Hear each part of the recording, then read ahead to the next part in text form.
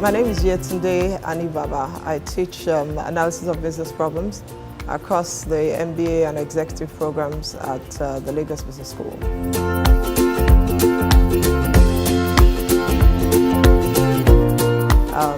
At the core of analysis of business problems is decision making. And one of the fundamental things we try to get across to participants is the need to have a structured approach to decision making. And as a guide for that structured approach, we'll typically take them through some fundamental steps in the decision-making process. Typically, when you want to make a decision or you're faced with a decision, whether managerial or personal, there's an objective, there's a goal, there's something you want to achieve. And being able to clarify that goal up front makes it easy for anyone else working with you to understand why you have gone the way you have gone. In fact, the objective forms a beacon that you're looking out for in the course of the analysis of a decision situation. So once you're clear about what your goal is, what your objective is, in other words, when I make this decision, this is the end I want to see, then you need to ask yourself what are the options available for accomplishing this objective.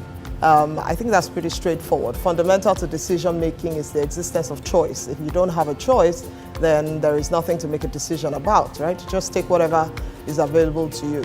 So the availability of choice is central to the decision-making process. So you need to identify what are the options available for achieving the objectives that I have set for myself. Now, once we're clear about the options, then we need to ask ourselves, how will we evaluate these options? So we need to develop what we call criteria. You could even call them considerations also. So while you have a clearly defined objective, there's certain other things you want the alternatives to fulfill in accomplishing that set objective, and those are what we call the criteria.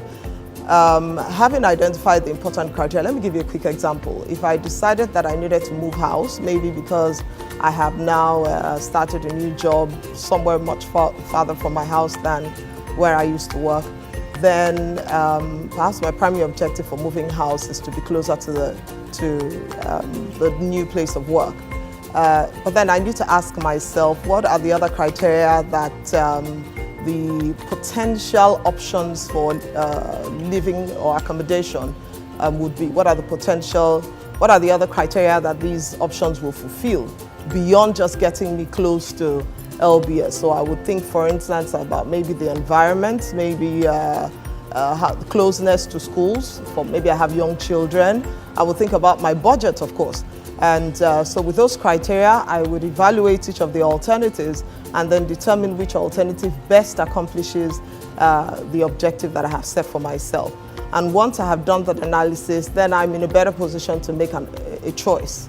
And then I make a choice as a result of that analysis, and I ask myself, how do I implement this choice? So perhaps, do I move in the next 2 weeks? Do I move in 1 day? What do I need to move? Who are the people that will help me move?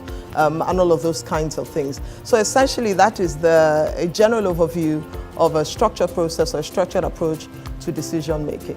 It's important to understand that managers tend to underestimate the importance of a structured approach to decision making because decision making is not, as it were, a specific area of academic pursuit, or it's not an area of discipline specifically. People assume that it's something you just you go into or you don't. But it's important to realize that if we take decision making simply off the cuff, or if we deal with it simply off the cuff, then we run the risk of putting other people at risk in the organization because we have made, as it were, careless or carefree decisions.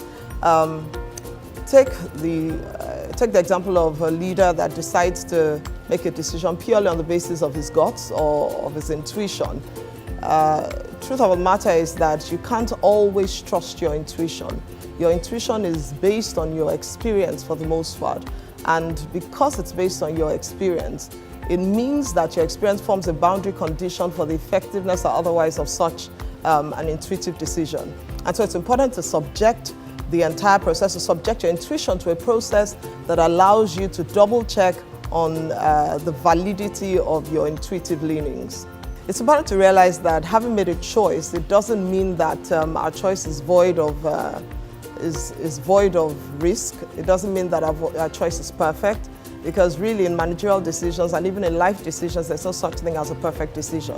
Our decisions are often subject to changes in the environment, and so once we've made a decision, we need to keep our eyes on the things that are happening in the environment, keep our eyes on changes that are going on to see how it affects the process that we had previously led to the option we chose. So it's important to keep an eye on it. Don't just assume that I have gone through a detailed process, I've made a decision, and therefore everything is going to work perfectly. It's important to keep an eye on the environment, especially in environments that are unstructured. So it's important to realize that in keeping tabs on the environment to see how it affects our decisions, it doesn't mean that the process now becomes useless.